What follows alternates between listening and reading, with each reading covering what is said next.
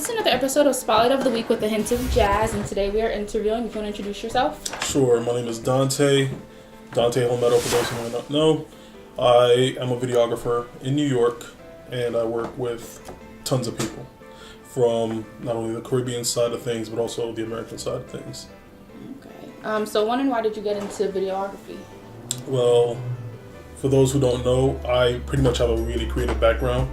Started off doing music, made some strides in music, but the thing is with music, for those who don't know that are independent artists, when you're up and comer, you're not getting prime time slots. So you're not doing Saturdays, you're not doing Friday nights, you're doing Tuesdays, you're doing Wednesdays. And if you have a full-time job, that's rough to manage. So I reached a point where I was like, it's either I'm gonna quit my job or stick my job and then quit music, because I can't do both. Of course, everybody has goals and bills, so I said, you know what, put music on pause for now and let's do my job. Decided that something that's easier for me, because music is the nightlife, do acting, because I also had a passion for that. So started getting acting classes, got a manager, got in a few movies. The most notable one that a lot of people recognize me from is Baby Mama, which stars Sigourney Weaver, Greg Kinnear, Tina Fey, Amy Poehler. Some MTV commercials, but the things that was happening now is, since that movie, I was getting more auditions. And during my work, this time I worked for a company called Arri, which they make the big cinema cameras. Like their cheapest camera is like $74,000. So I was a camera service technician. yeah, they're top of the line. So a lot of movies that you guys see in the theater, they produce the cameras for that. And I was a camera service tech. So if a camera went down on set, I had to go out, replace it, repair it, whatever. But what ended up happening is I would be taking 1, 2, 3 hour lunch breaks to do auditions. Okay. And then, my boss started getting suspicious, like, you're late, you were supposed to be back here like an hour ago. And I'm like, the train messed up, the line was too long. So after a while, he got tired of the excuses, and I saw myself getting close to being on that chopping block. So I said, you know what, even though I'm making strides in acting, I have to let it go. So I learned a lot of the film stuff with that company, Arri. Before that, I just knew a little bit of photo stuff. But I was with Arri for 4 years, learned the ins and outs of film and everything, and then they moved to Jersey. And that was a hell of a commute being from the Bronx.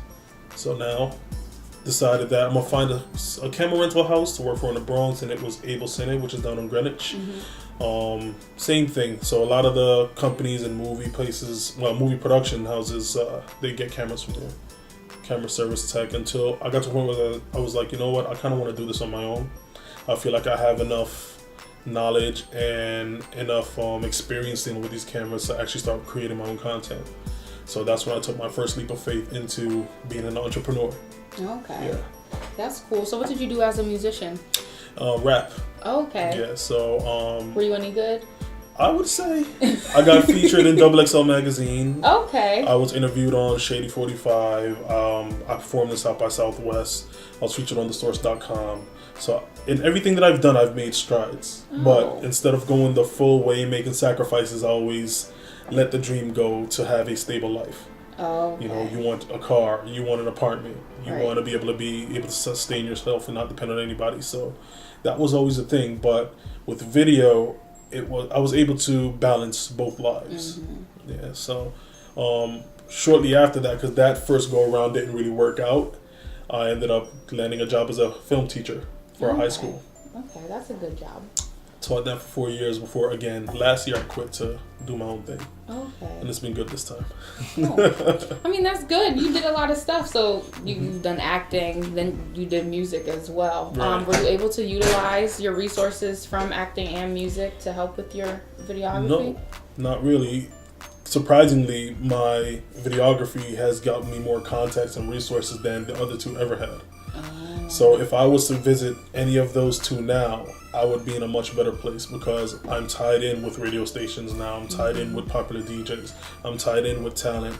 So I have a lot more access to things now than I did back before then, where it's like everything is all on my shoulders. Because now you have a service to provide. Hey, you need a videographer for this, or hey, you need exactly. Everybody's rapping and acting. You better believe it. And that's the thing. In this day and age, content is king and video is king. So if you're not putting something out there, you're not doing anything in the public's eye.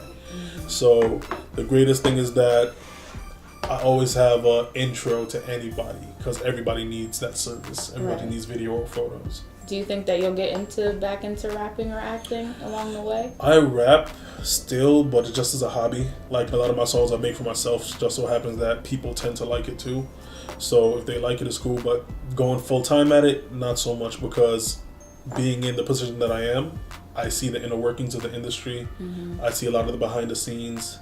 It's a lot of cloak and mirrors. It's a lot of snakes. It's a lot of struggle. It's a lot of just selling a perception, even though that's not the reality of your life. And for me, I really don't care for all of the headache that an artist has to go through. I'm more content with just making music that I like, and if people like it, then cool. If you want to buy it, great. But You could be like a really successful independent artist, like Chance the Rapper. right, he's phenomenal when it comes to that. Him, Mac Miller. There's like quite a few artists that are independent that really did Are their own doing it, thing. yeah, Young M.A. too. Exactly. Yeah, she's dope. So like, well, now I have more questions about your music career, your acting career. Sure. So when did you get into the music side of things? Like, was that always something that you did? I started out writing a lot of poetry in high school, and then poetry kind of turned into song lyrics, I would say, right after high school, going into college. And then college, I started recording my own songs, and then actually got into a studio and started doing things that way. So that was like around between 2007 and 2011, I believe. Okay. And then what inspired you? Because then like you stopped the rapping thing to do that Right. acting thing. So like, what was it that was like, maybe I can act? Was it like, I'm gonna just try this out? Or were you like... I was always passionate about acting. In elementary school, I've done school plays. In junior high school, I've done school plays. In high school, I actually went to try and find a manager, and I got ripped off. So just for anybody listening, if you're looking for a manager, just understand that you're not supposed to be paying them anything up front. No manager is supposed to get paid until you get paid. If they tell you, oh, you got to pay for this, that, or the third, run, because it's a scam. So this company that me and my mother found, we went in, we put like $800 down. They did like a photo shoot. They gave us comp cards. And then after that, they gave us a whole like list of places to send the comp cards. Sent those comp cards out. A week later, majority of them came back saying the addresses are non-existent. What? Right.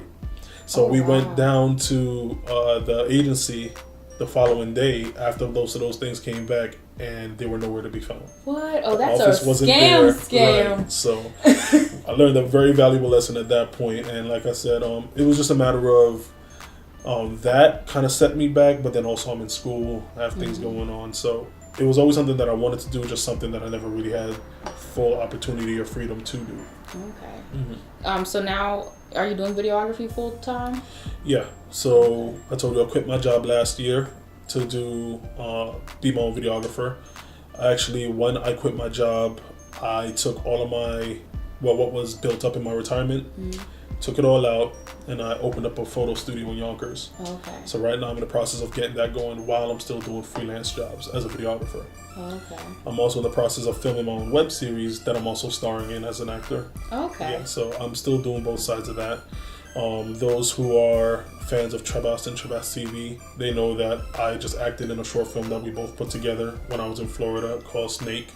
So I'm still being in front of the camera and behind the camera because I enjoy both worlds. Yeah, definitely to get that balance, because like who says you can't have it all anyway? Right. Maybe you'll throw some rap videos of I'm yourself. telling you, never know. You never know. I definitely have had the inspiration quite a few times, the urge to just, shoot a video or do something dope, because I think that when you're creative in certain things, that's never going to leave you. It's just about a matter of having the free time to actually make those things, become reality. Right. So what would you say is your favorite thing about being a videographer? I would say so far for me is just the editing process. Being able to take the content that is shot, because anybody can shoot a video, but how you tell that story, that's your own, that's unique. Being able to edit something in a way that other people probably will never think about it being edited, or using a cool effect that you created on your own. That to me is just amazing, and just waiting to see the feedback from everybody else about your creation. Like, that is the best part for me about being a videographer. Okay. And then did editing come easy? Because like you said, you were the tech person, but I mean, using a camera, pointing and shooting is different from like... Completely. With most things that I know as far as this video world, I self-taught myself. So it's been a lot of YouTube tutorials, a lot of trial and error, just testing things to see what output it would create inside of Adobe Premiere, and experimentation mainly. But like I said, I've been blessed to the point where that I edit people's work in a way that they continue coming back to me for more work. So it's been good. You definitely made a good name for yourself, a good track record. Okay. And you said Adobe Premiere, that's your favorite software to use? Mm-hmm. Have you tried the other softwares out there? I used Final Cut when I was in college, but I'm not a big Mac fan, so I really didn't care for it. Plus, on top of that, I believe around Final Cut 10 or so, Apple kind of dropped support for Final Cut, so they didn't even offer the certifications for it anymore, no updates, no nothing. It was not only until recently a new Final Cut came out, so I might go and test it out just to see what's new, but I'm kind of fully embedded with Adobe Premiere right now. That's where all my plugins are, my presets, everything that I've created is there, and it's easy to use. Plus they get updates like this. The only downside to Adobe Premiere, which those who haven't know, is that you have to pay monthly for the program. Right. Yeah, I have the whole Adobe everything, and that is just like, oh my gosh. Right. When I use Audition to edit my podcast, so then I'm like, okay, like here we go. Right. I'll be like, did I pay for it? And when I take a season break, that bill don't get paid. No, you better believe it. Yeah. So that's one thing you got to stay on top of. The only benefit for me is that, if you're a student or if you're an educator, you get a discount, so I get 50% off. But that's still a monthly bill that I got to take. Yeah, it's still a monthly bill. I've been to 3 colleges, so I got 3 you got student all them emails. So I'm gonna scam myself. Right? I don't blame you, not one bit. Yeah, so Adobe, I've worked with Adobe Premiere too. I hate video editing because like I'm supposed to go to like visuals for this whole podcast thing, and I learned how to use Adobe like one time, but my freshman year of high school, we had to make a music video, and we were using Adobe for it, and it was like it was a math remix to Nicki Minaj's Shit It On Him, and I was matching the audio to the video. I don't know how I did that. I can't find that video to this day, and now I use Adobe Premiere, and I'm like, I don't know what this is. Let me go to iMovie real quick. I mean, going from iMovie to Premiere is a big jump because iMovie is kind of simple with click, drag, and drop, and Premiere is like a spaceship when it comes to the tools and where everything is. But I think that when it comes to all of these programs, it's really all about learning the interface. Once you know where things are, everything else is pretty much the same. Definitely. Who would you say is your favorite person that you've worked with? Favorite person that I've worked with? I think that at the end of the day, it's always going to be Trebas, because we are just like, when we get together, just the creativity that just comes from both of us is awesome. And he's the type of person where when we get together, it's nobody's lollygagging around. It's just, yo, let's do this. Let's get this done. Let's do this. Let's do this. Let's do this. Let's do this. So whenever we get together, like, content is just flowing, and we feed off of each other's creativity and their energy. So I feel like with him, yeah, definitely, that's like my brother. He's my favorite person to work with. Do you have a production team, or are you kind of... Right now, and it's always been me, even though my company is called Team Elite. A lot of people think that it's Team Elite because I have a team of people. Well, that's not necessarily what I made it. It's called Team Elite because it's a team of services. So you not only get video, you get photo, also do web design, also do logo creation, also do computer repair. So anything that falls under that tree or a digital tree, I'm able to provide that. I do want to eventually build a team. The problem has been for me is that I just need to find the right people and then train them. Because I've taken people on before and have them done work for my clients, and then my clients would be like, did you edit this, or did you do this? And I'd be like, no. They're like, I can tell. Can you edit this? And then, I end up having to do the work all over again. So it's just finding reliable people, people that, that'll actually show up and do what they need to do and meet their deadlines. It's a process. And with me, anybody that knows me, I don't like to drag on anything. I don't like to drag on people's deadlines. I don't want people dragging on me. So I do things myself to make sure that they get done the right way. Definitely. Well, something that I've noticed too, with I've interviewed a good share of videographers and stuff like that, and for you, like, deadlines are a big deal. Right. A lot of videographers that I've met, but I mean, like, from different cities. So like from my hometown, I'm from Harrisburg. You know, I've had people be like, "Yeah, I did this guy's video for free. It took me 6 months to edit it, but." Never. Yeah. If it ever took me months to edit someone's video, that was because of their own actions or inaction in getting me what I needed to finish the video. For most purposes, I get videos done in about a week. Okay. If it's like a really long video, like a documentary or something, it might be like a month. But that's because we're continuously getting footage and making changes and stuff like that. But for music videos and stuff, it's about a week turnaround time. The way that I do my stuff is I give people 3 major revisions. So you get a first draft, you get a second draft. By the third time we get to the third draft, we should have the final edits ready.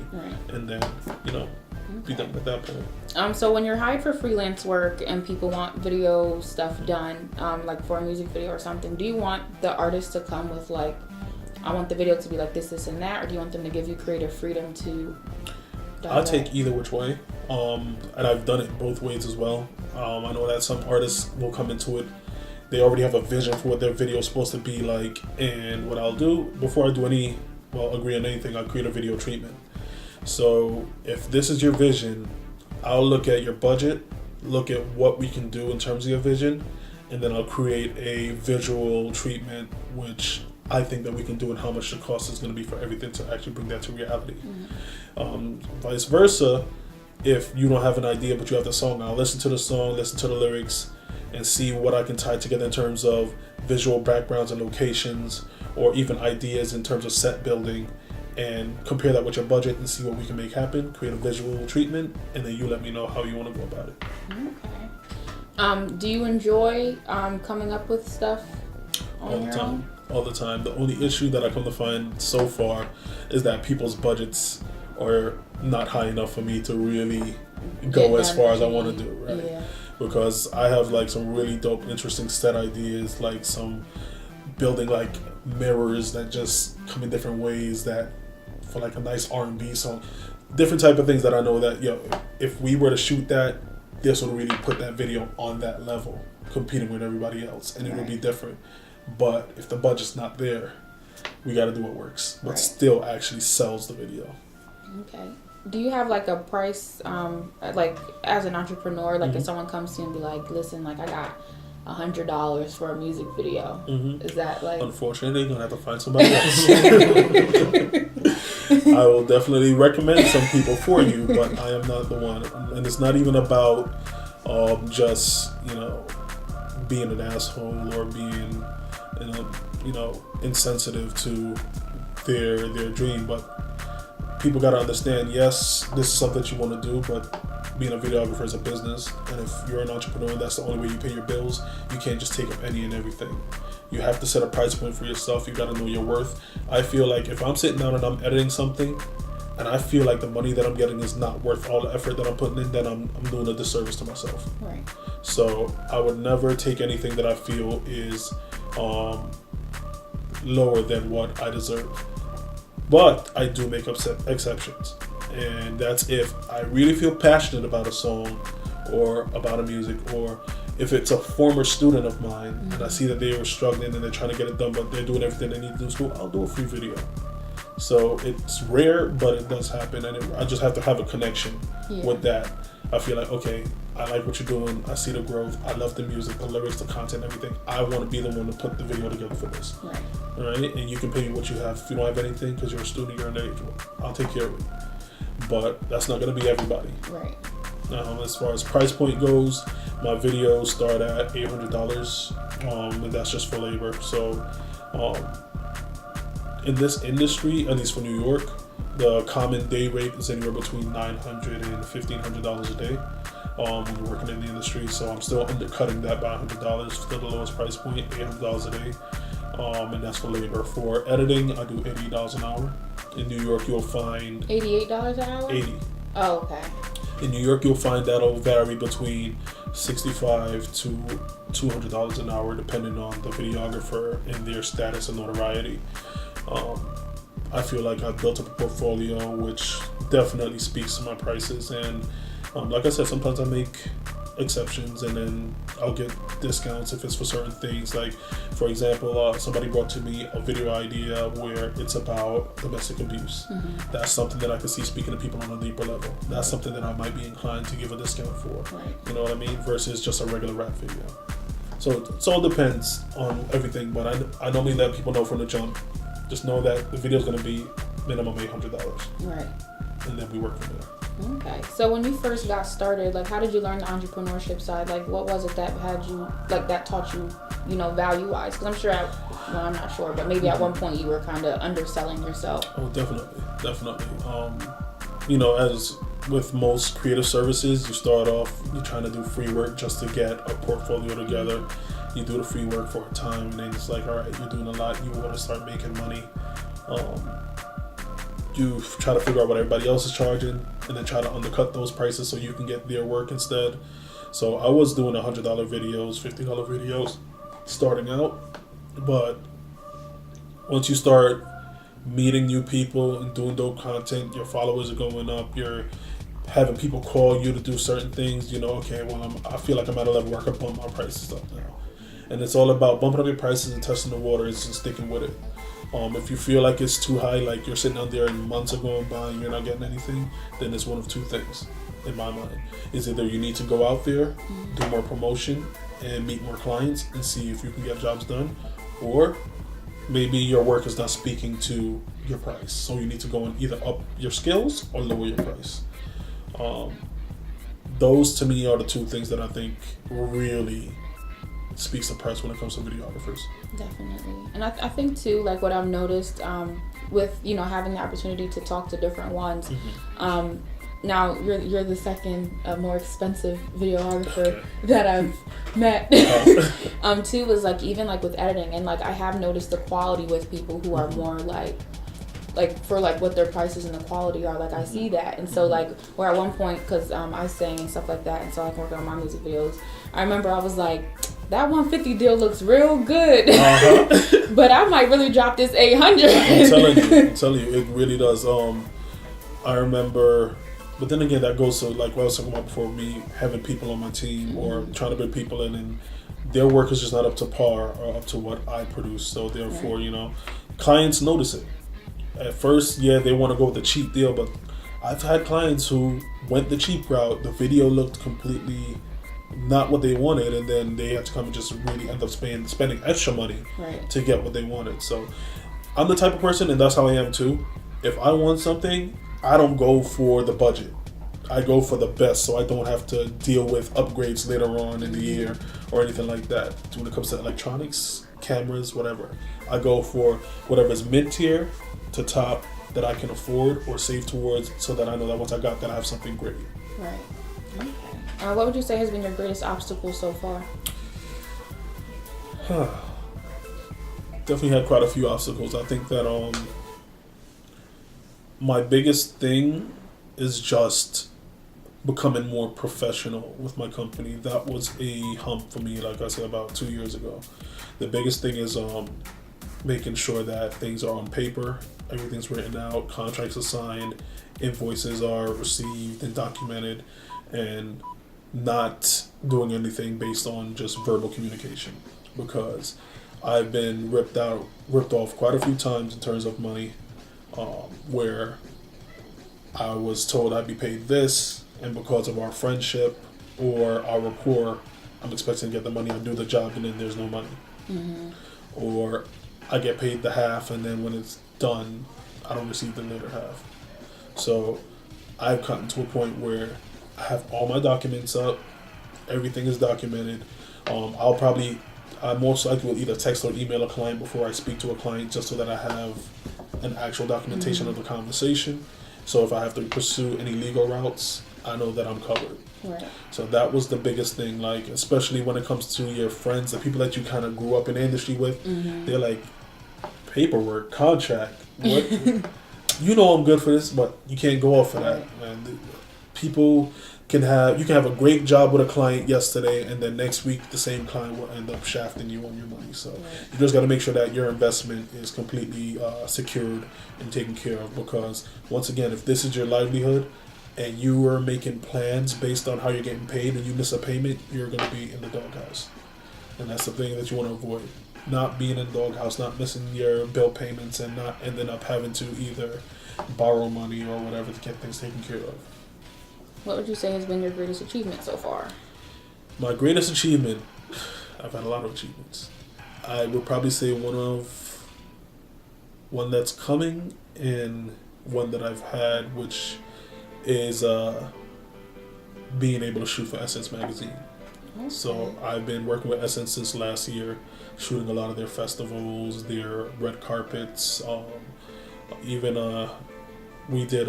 They had me do interviews with Nick Cannon for Wild 'N Out and the whole Wild 'N Out team, and shooting them backstage and everything.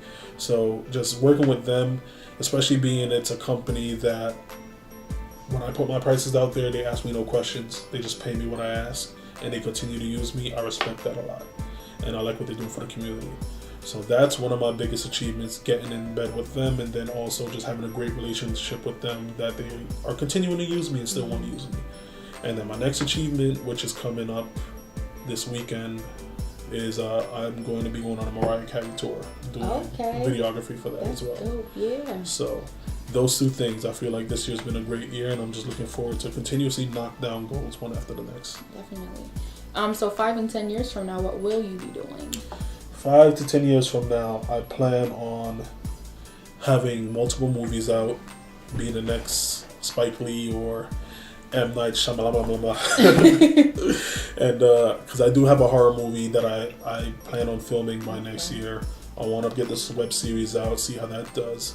I have, I'd say, about 3 or 4 movie ideas that I need to film. So I want to have multiple films out. I want to have multiple studios out.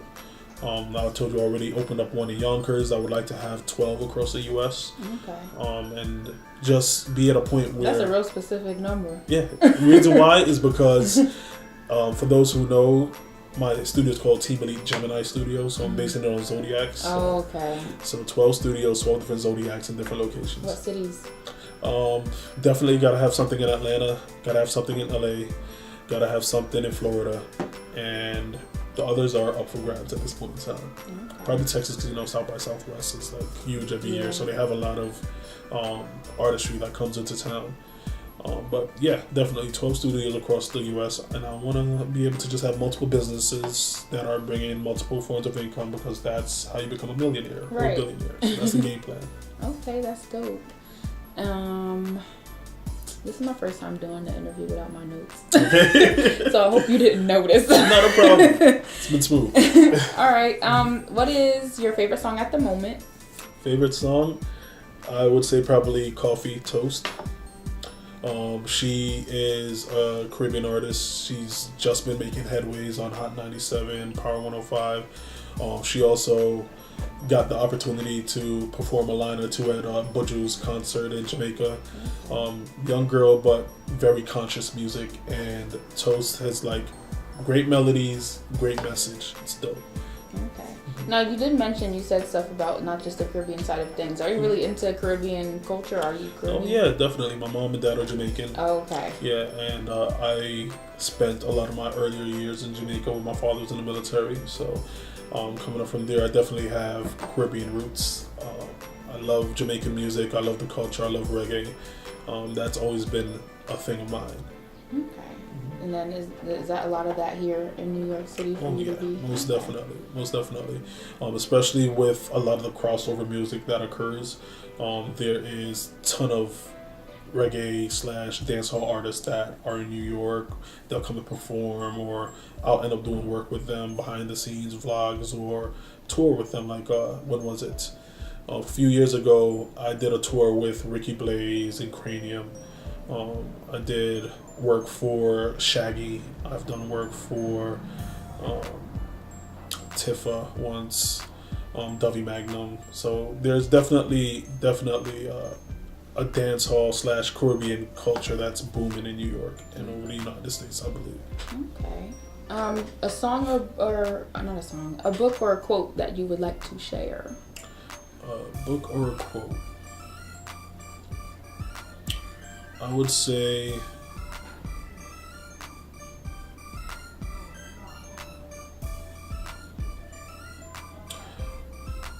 you will miss 100% of the shots that you never take. At the end of the day, we only have one life to live. If you have a dream, follow it. See what happens. Don't live life going through wondering what if. Because a lot of the time, all it takes for us to get to that next level is just hard work, determination, and ambition. Definitely. And sacrifice, which is the biggest one. Oh, yeah. And in a movie about yourself, who plays you? In a movie about myself, who plays me? That's a great question. Who could play me? Or who would play me? I would say,